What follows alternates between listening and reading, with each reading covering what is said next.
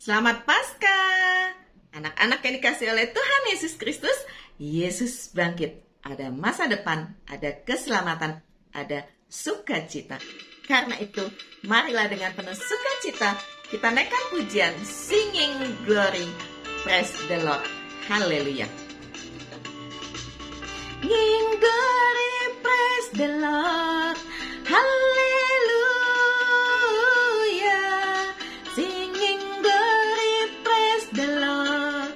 Haleluya.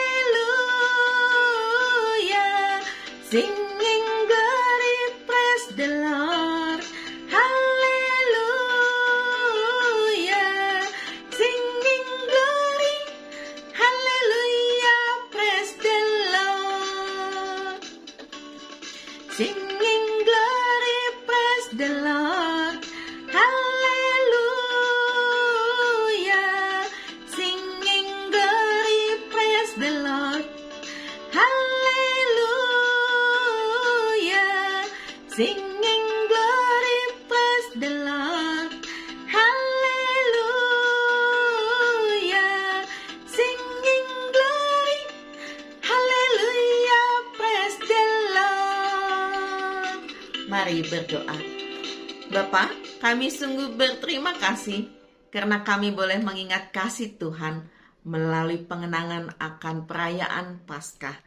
Terima kasih karena Tuhan Yesus sudah menyelamatkan kami, membawa kami untuk datang kepada Tuhan dengan penuh sukacita. Saat ini kami mau belajar kebenaran firman Tuhan, berkati kami. Di dalam nama Tuhan Yesus kami berdoa. Amin. Bacaan Alkitab Markus 4 ayat 1 sampai 10. Perumpamaan tentang seorang penabur. Pada suatu kali Yesus mulai pula mengajar di tepi danau. Maka datanglah orang banyak yang sangat besar jumlahnya mengerumuni dia. Sehingga ia masuk ke sebuah perahu yang sedang berlabuh lalu duduk di situ. Sedangkan semua orang banyak itu di darat di tepi danau itu. Dan ia mengajarkan banyak hal dalam perumpamaan kepada mereka. Dalam ajarannya itu, ia berkata kepada mereka, "Dengarlah, adalah seorang penabur keluar untuk menabur. Pada waktu ia menabur, sebagian benih itu jatuh di pinggir jalan. Lalu datanglah burung dan memakannya sampai habis. Sebagian jatuh di tanah yang berbatu-batu, yang tidak banyak tanahnya. Lalu benih itu pun segera tumbuh, karena tanahnya tipis. Tapi sesudah matahari terbit, layulah ia, dan menjadi kering karena tidak berakar. Sebagian lagi jatuh di tengah semak duri. Lalu makin besarlah semak itu, dan menghimpitnya sampai mati, sehingga ia tidak berbuah. Dan sebagian jatuh di tanah yang baik, ia tumbuh dengan suburnya dan berbuah. Hasilnya ada yang 30 kali lipat, ada yang 60 kali lipat, ada yang 100 kali lipat.